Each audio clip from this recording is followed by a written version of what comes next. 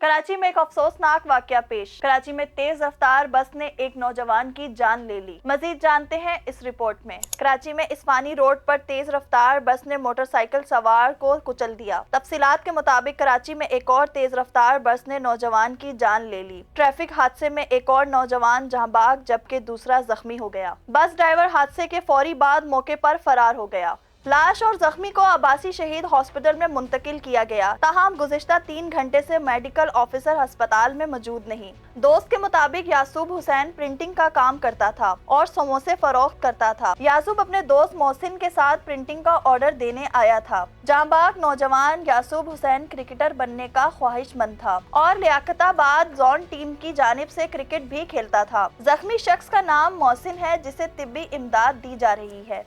Von Karachi की videos देखने के लिए हमारा चैनल सब्सक्राइब कीजिए और बेल के आइकन को क्लिक कीजिए ताकि आप हमारी तमाम आने वाली वीडियो से बाखबर रह सकें।